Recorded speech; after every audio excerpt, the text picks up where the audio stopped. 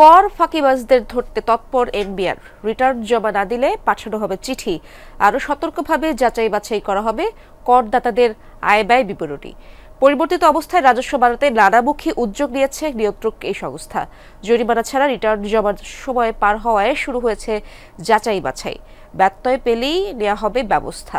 NBR কর্মকর্তা বলছেন, আগের যে কোনো সময়ের চেয়ে এবার বেশি কঠোর অবস্থানে জাতীয় রাজস্ব board. Jamuna smart refrigerator, smart লাইফে স্মার্ট রেফ্রিজারেটর। কর শনাক্তকরণ নম্বর বা টিআইএন করলেই প্রতি বছর দিতে হয় রিটার্ন। নভেম্বর মাসে মেলার আবহে আয়কর বিবরণী সংগ্রহ করে এনবিআর। বছরের একটি মাসে করাঞ্চলগুলোতে নানা সেবা সুবিধা নিয়ে জাতীয় রাজস্ব বোর্ডের কর্মকর্তারা হাজির হয়। তবে টিআইএন থাকলেও বিপুল সংখ্যক করদাতাই দেন না রিটার্ন। জি না, আমি এখনো কর দিইনি, মানে আমার টিন করা হয়নি।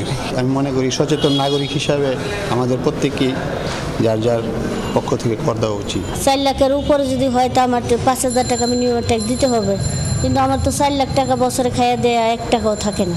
দেশে করদাতার সংখ্যা 1 কোটিরও বেশি, কিন্তু 60 ভাগই নিয়মিত দেন না রিটার্ন। প্রতি বছরই রিটার্ন দেবার তাগিদ দেয় এনবিআর, কিন্তু নেওয়া হয় না ব্যবস্থা। পরিবর্তিত এই অবস্থায় রিটার্ন দাখিল না করা টিআইএন ধারীদের নোটিশ দেবে সব করাঞ্চল।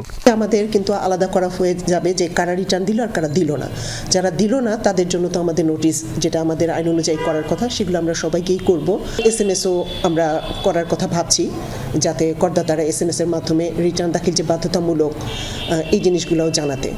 যুক্তিসঙ্গত কারণ ছাড়া রিটার্ন দাখিল না করলে জরিমানা আরোপ করবে এনবিআর। রিটার্ন দাখিল হবার পর সেখানে মিথ্যা তথ্য দিলে বাড়বে শাস্তির মাত্রা। যাতে মানুষরা বোঝে যে হ্যাঁ, আগের থেকে এখন একটা চেঞ্জ এসছে, এখন না দিলে আর হবে না, সেই ধরনের কিছুই আমরা চিন্তা করছি।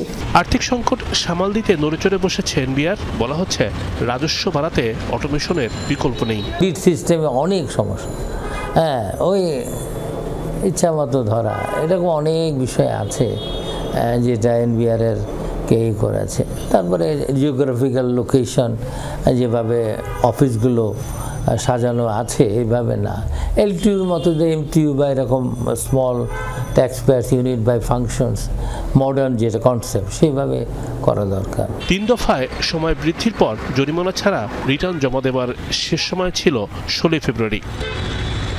রিমন রহমান, যমুনা নিউজ, ঢাকা।